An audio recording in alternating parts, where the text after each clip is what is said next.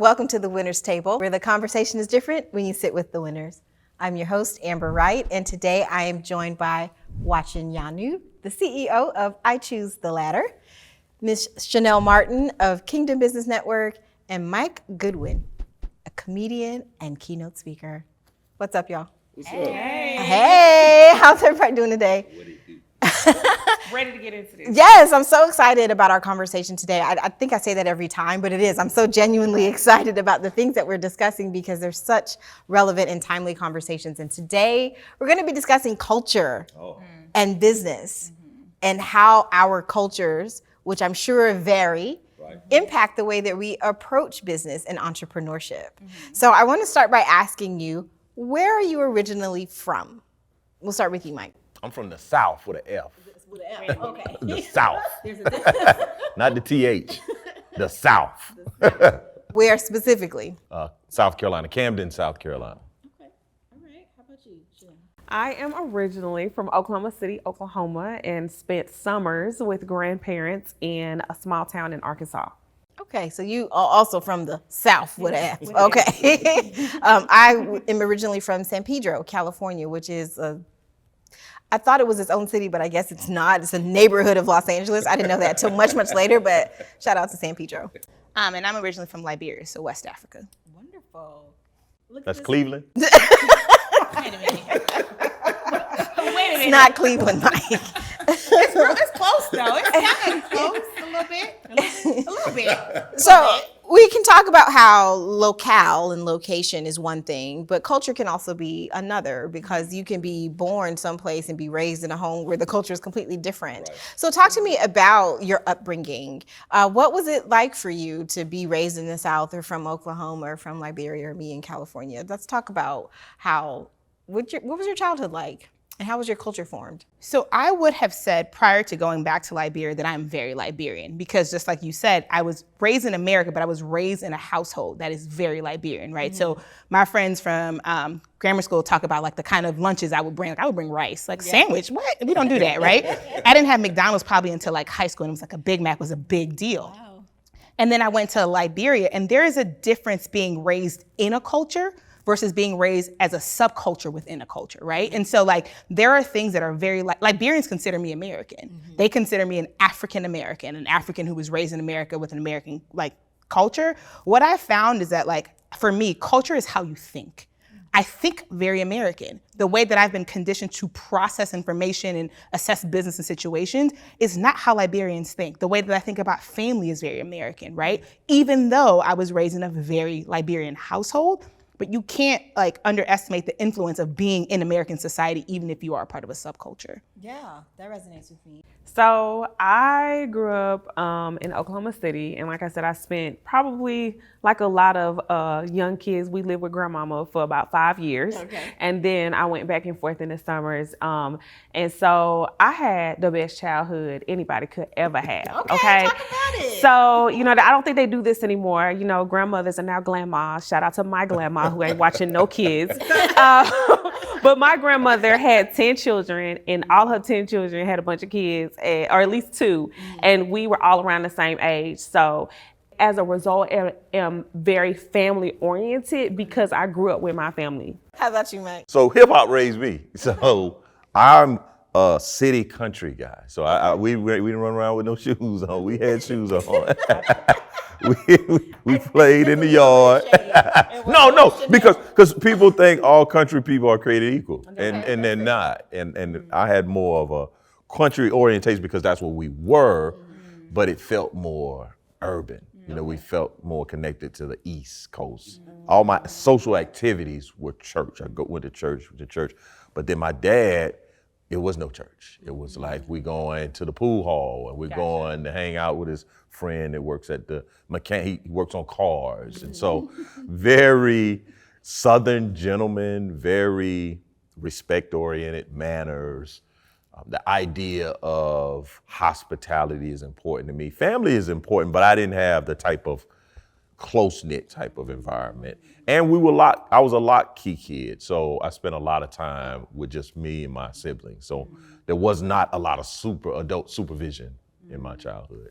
So I had a country urban experience as well. So I told you I spent summers with my grandparents, well, grandma, because when dad, black households, right? All right, with grandma.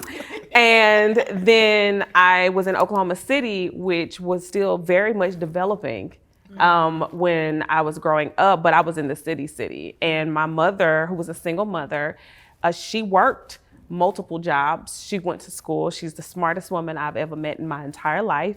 And I was at home alone a lot, helping raise my brother. We was just figuring it out. And just like you, I mean, sometimes she wasn't there. And that is where I grew my independent. I'm extremely independent. I learned how to cook. I was washing dishes by 6. I was cleaning a house. I was always put on some duty to cook. So I became very domesticated. By the time I was 10, I could take care of a household. Wow. And that was just because I had to. Wow. This is also interesting for me, born in California, but I lived in Irving, Texas for the good majority of my adolescence. And then we moved to Miami. And we lived there for 2 years, and then we moved back to California. So I went to 3 different high schools in 3 different states, which is a lot. Most times people were like, oh, was your family in the military? And I was like, no, I just like to move. And so I can see how those experiences serve me now, but during the time it was very difficult. And also my family is from Central America. My mom was born in Honduras, Roatan, Honduras specifically, and both of my father's parents are from there, but he was born here in the States. So even the way that they were divorced my whole life, but the way that they experience the world is very different. So the way that I was raised was interesting because I didn't really understand what it meant to be a Black American fully until I got to college, which seems a little silly, but in grade school it's Rosa Parks, Martin Luther King, Malcolm X. It's just the same folks, and then you get here and it's like, oh wait, I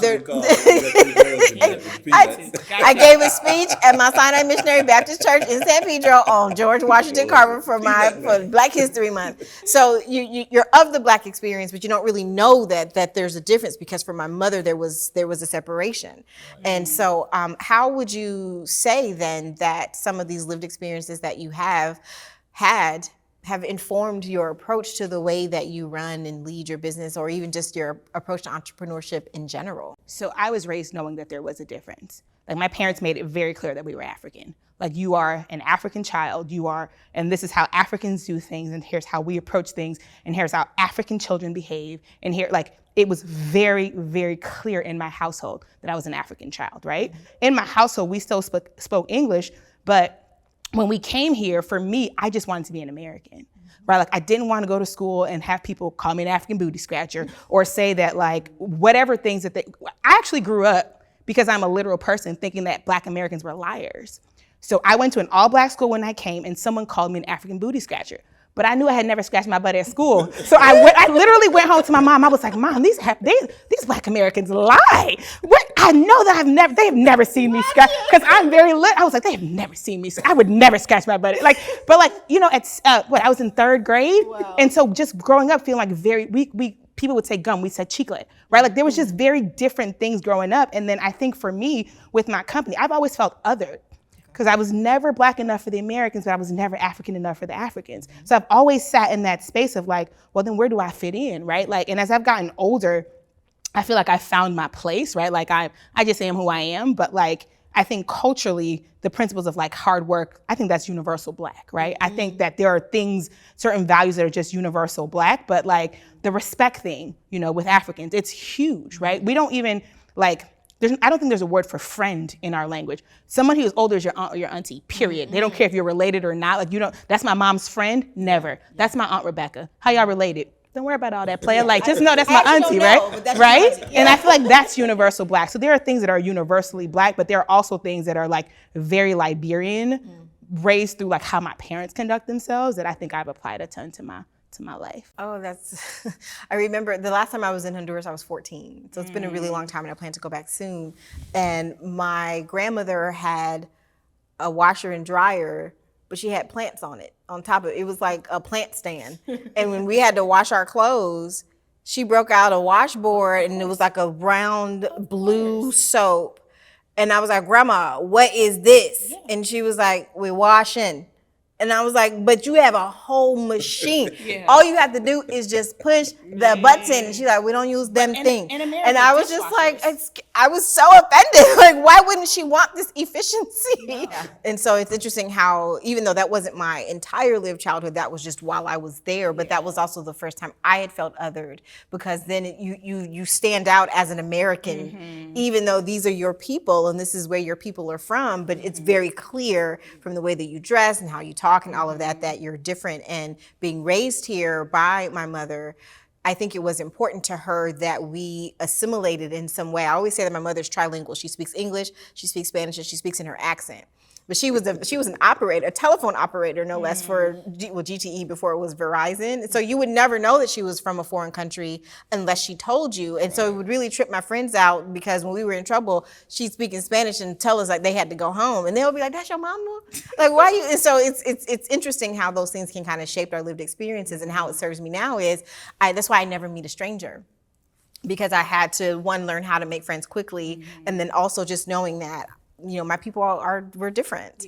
Yeah. So how about you two? How has these experiences that we've been talking about shaped your approach to the way that you live and lead your lives and run your businesses?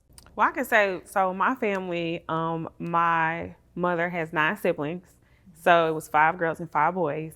And they were all very, very, very close. And I think almost every one of the ladies went to HBCUs.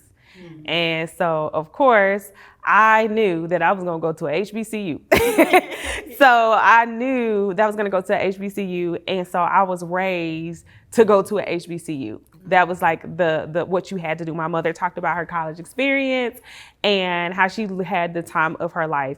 And I thought about going to other schools, and I was like, no, I'm going to go to HBCU. So when you talked about finding out that you was like black, you know, or understanding black when you went to college, like that was my thing. And so when I got to Clark Atlanta University, oh my goodness, it was like I had stepped into heaven. It was like a sitcom where I've arrived. Like, I was like, these my people. Oh my gosh. And with Clark Atlanta, you know, being a private Methodist school and the caliber of the school, you know, that it was at the time that I attended it, it was just like I found my people. And that's when I really began to know who I am. That's when I really began to appreciate being a Black woman. That's when I really learned about what we did, what we accomplished, who we were, and all of that goes into my standard of excellence, taking my mother's work ethic. And I told you she went to school, she had jobs, she did everything, and she was like superwoman. And then going to and seeing that there are very successful African Americans, because I went to college with some very wealthy Black people that chose to go to a HBCU, and their parents were doctors and lawyers and entertainers and entrepreneurs, and I got to see that. And so I took that information and I internalized it. It's one saying we say at Clark Atlanta that is like my gospel, and that is find a way or make one. They embedded that in us. And so I have utilized that mantra in everything that I do. If I cannot find a way, best believe I'm gonna make one. So I was on my young Frederick Douglass, Booker T. Washington. So for whatever reason, I felt like I was carrying the race on my shoulders. At a young age, I recognized that, number one of the most infuriating thing to me was any kind of history, always, if it was Black, it was around slavery. Like our history picked up from slavery. I'm like, what are people doing before slavery? Like, so that always was like, there's a lot of missing information there.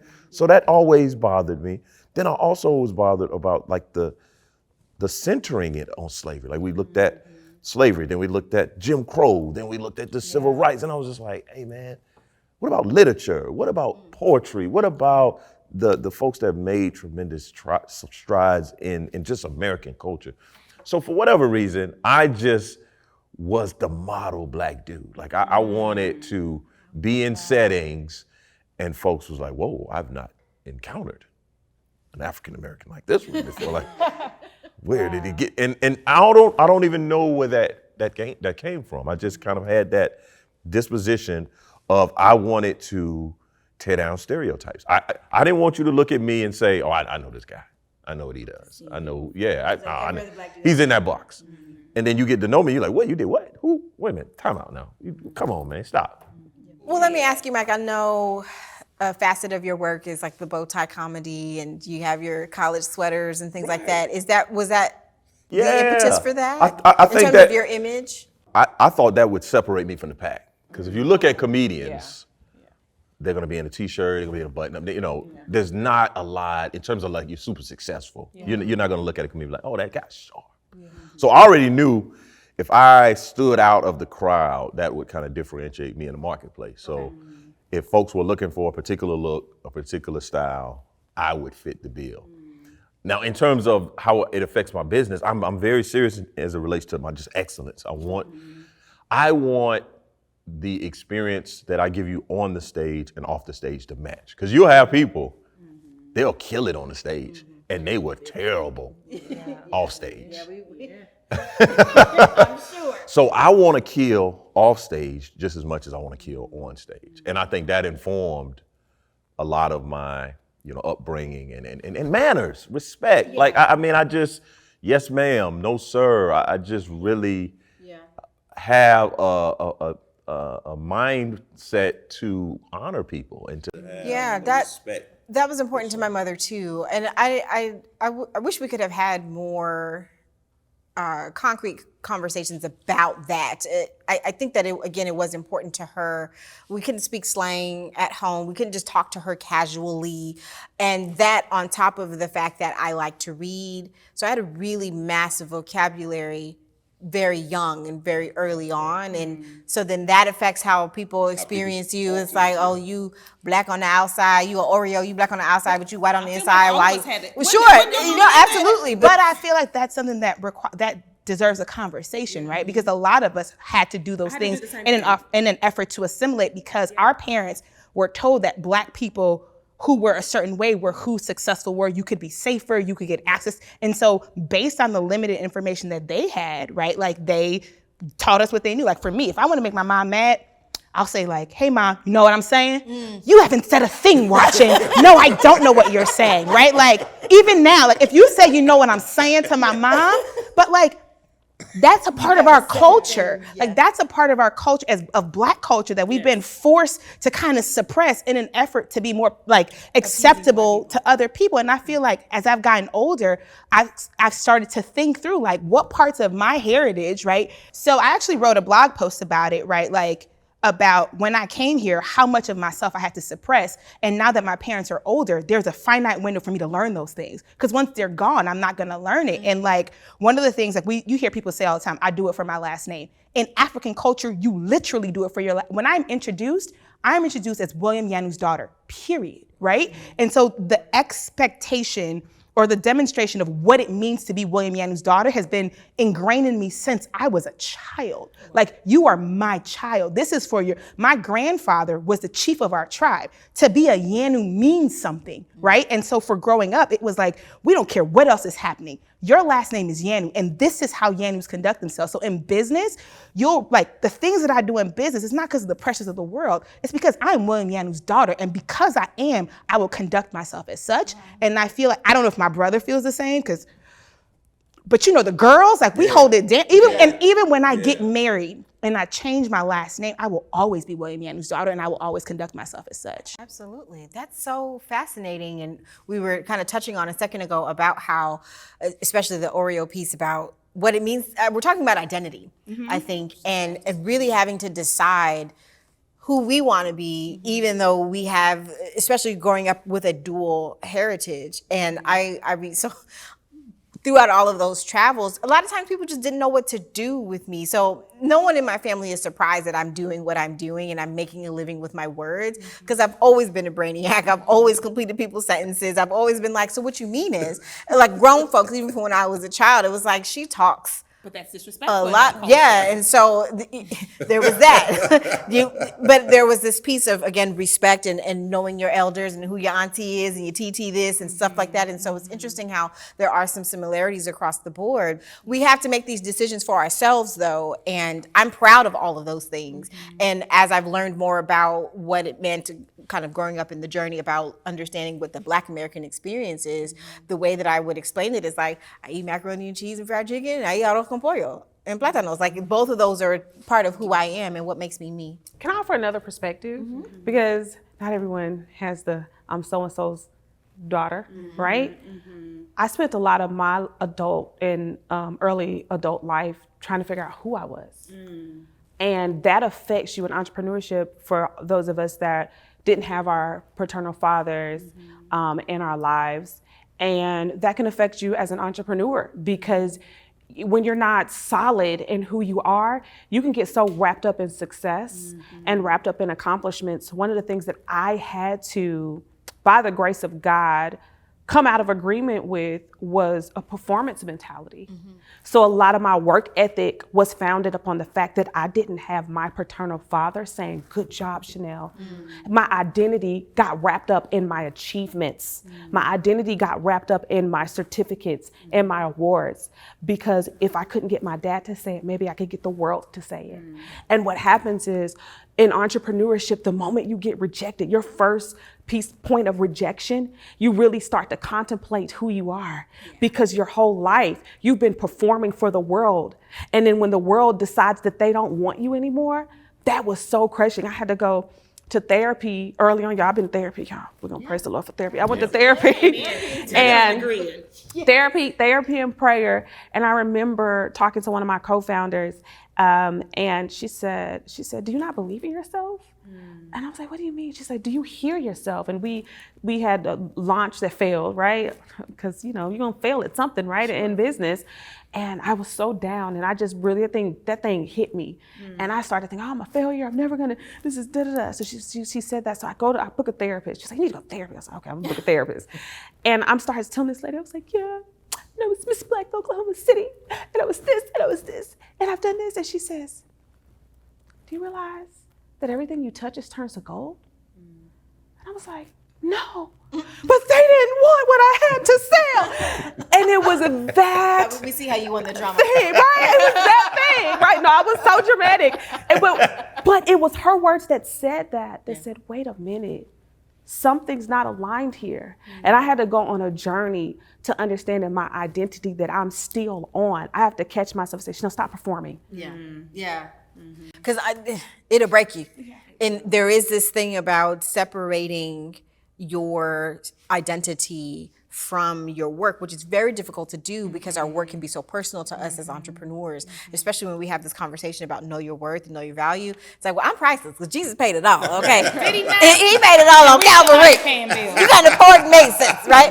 But the value of my work is this. That is what we can quantify. But my value as a person is off the table. But it takes time and maturity and experience to be able to separate yourself from that, because otherwise you do feel so connected to your work, and you take it personally when someone doesn't like you or they don't like your work or there's a no. But we have to move on from that and think broader, as we've been talking about and having these conversations about business and transferring or transitioning from being an entrepreneur to a business owner. It's like, hey, this is my business that I'm going to sell. It's not so personal to me. I'm going to exit from it one day and know that I did that and be proud of it and being able to let it go. Do you think that being Black is an asset for entrepreneurship? Like, do you think it's an asset? That's a really good question. How is it? How do you all think it's how is it? Because you know what? When folks talk about Blackness, it's always from a deficit. We don't get enough of this. But I actually feel like being Black is an asset to my business.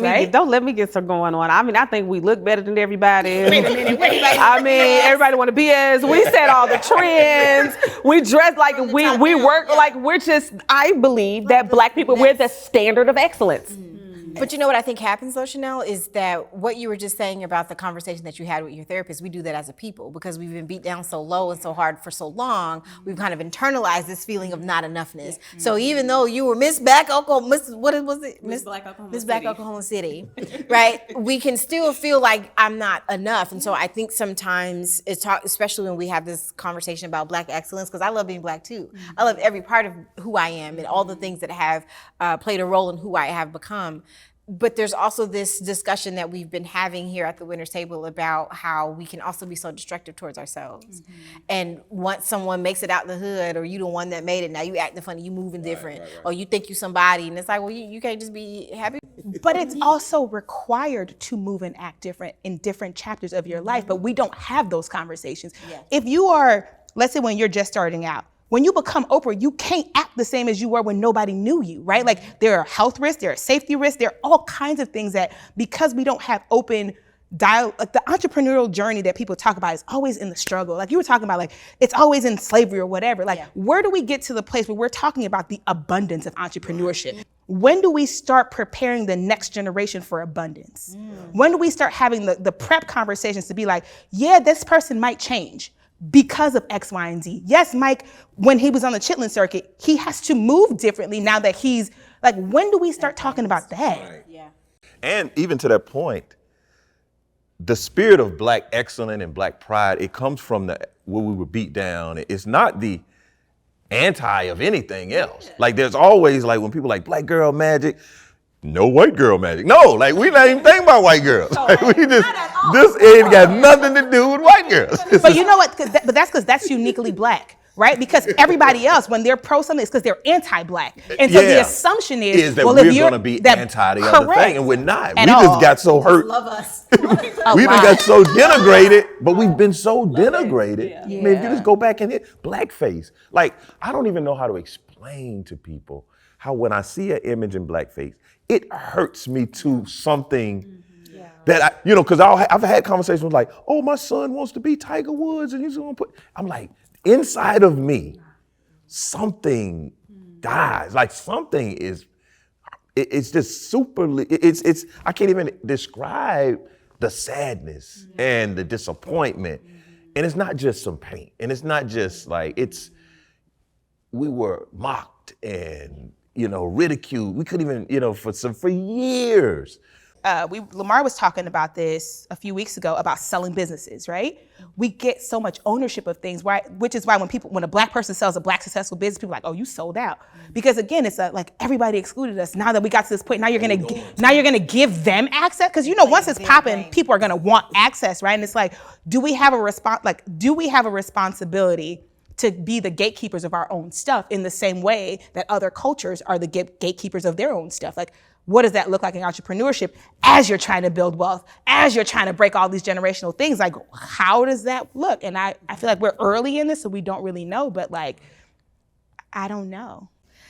And and I love that we can end the conversation on that point, because hopefully for the folks that are watching, they'll be able to pick it up from here and listen to it and further the conversations, because I love what you asked us about how is being Black an asset to your life and to your work and to what you're doing. And I hope that that's something that we all are in agreement that we love being Black. I'd rather be Black than anything else. A Black woman specifically. I love being a Black woman. Let's be clear, woman. Yes. I would come back as a Black woman 100 times out of 100 times out of 100 Absolutely. Because Black girls are magic, like for real, for real. And that magic is integrated into everything that we do, and in the way that we love, the way that we live, the way that we lead, and it's a beautiful experience. I mean, shout out.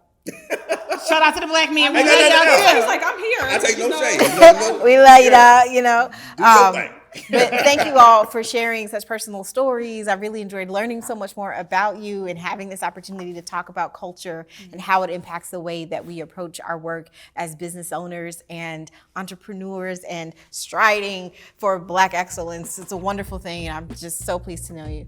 Thank you all for watching The Winners Table. We'll see you in the next episode.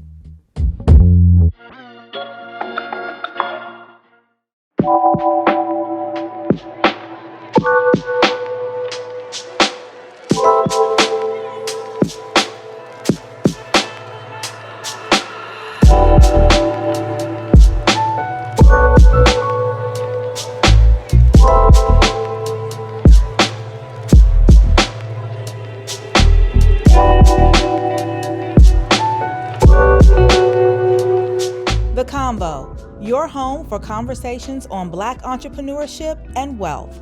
Available on your favorite platforms.